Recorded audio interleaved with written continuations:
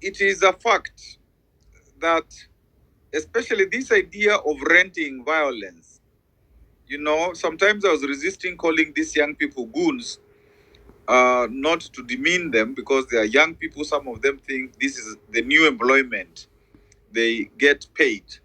But the idea that, politicians will either rent them or even kind of employ them on a retainer basis, which gives them, significant uh, permanency and income, and also promise them protection from law enforcement.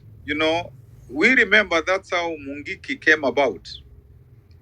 And many of those, we were told that there are very many groups. I don't know, there are over 200 or whatever it is of similar groups. And there was a time that they were even gazetted and so on.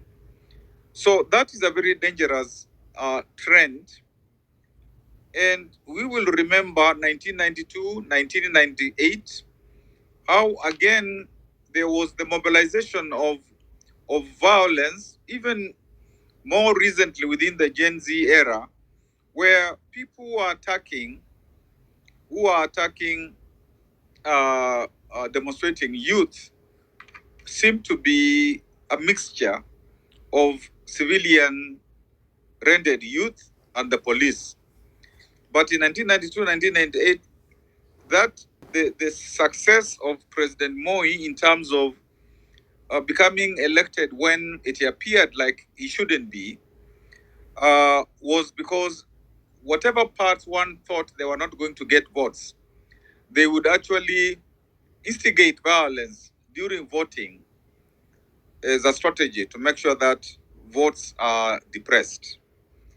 And we saw that happening recently in by-elections. So that, you get confusion in a place, like the mothers who religiously want to vote, they don't come to vote. So I think it is important, through these conversations we're having, through, the faith people are beginning to be more bold, to say that at the very minimum, all political people, all people are engaging in the electoral space, violence will not be accepted. And even if people have to sign to say that, through IBC, through the national cohesion, whatever, to sign and say that if you engage in violence, then you will not be able to vie. You will be disqualified. And I think that's something that point needs to become second nature to our conversation, to us and our conversations, because this is what can really, in 2027, get us down. And you remember in 2007-8, the signs of impeding violence were there, and some of the rhetoric, them and us, and this tribe and that tribe, and all that kind of stuff. And that is why even today, if you study carefully 2007-8, as we go to the elections, if you study what is happening now, 26, 27, you will find a lot of similarity. So it is critical for us to be careful about what could happen 2026, 2020, end of 2026, 2027.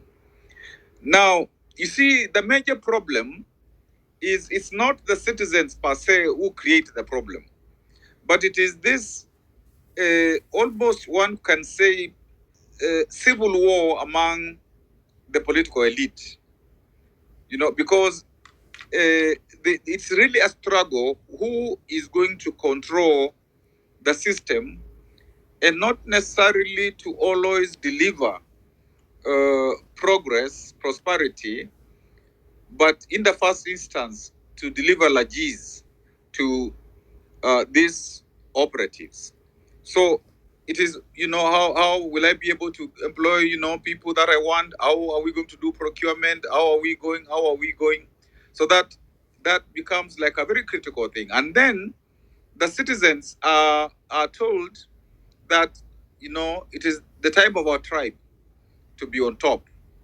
and maybe we look for another tribe that is a friend to us, and we come together, so that these citizens who sometimes are not very, they don't see those games, they buy into that thing.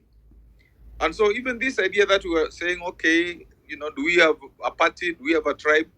So one poses the question, is the tribe the party, or is the party, or the party is the tribe?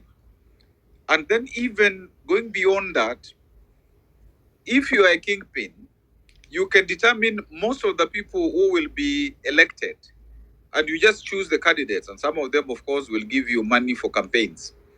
And so, strictly speaking, therefore, all those people, they don't, strictly speaking, have a vote.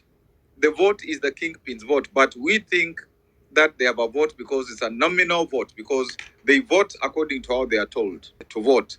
And then later, this same elite, if the situation has not been consumed by violence like 2007, they make a coalition of tribes, even some who are fighting before in the election, they make, that kind of stuff. So I sometimes recently have been thinking, as I conclude, Ibal, I have been thinking, because the situation as it is developing, it's not going to be easy for the opposition to accept that they have been defeated. It is not going to be easy for the president to say, I didn't have my 2 terms like all other presidential candidates before. So you have a stalemate, more or less, and we're almost tearing it a stalemate. So even one is wondering, is it, can somebody legitimately get 50% plus one? And if that is not possible, and there's a runoff, number one and two, is anybody thinking of, given the circumstances, even when we don't get those people that we think will be transformative or whatever it is anybody thinking about the possibility of a government of national unity, not the usual quickie handshakes and stuff like that, which makes things not easy?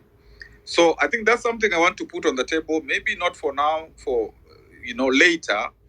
And just to say what Daktari Dominic said about, did Raila on purpose take some guys to government to exit them? Because even it was said that they went on their own. It was not even like the party which took them there. So was that like some exit thing? And then to leave, 2 people led by his brother and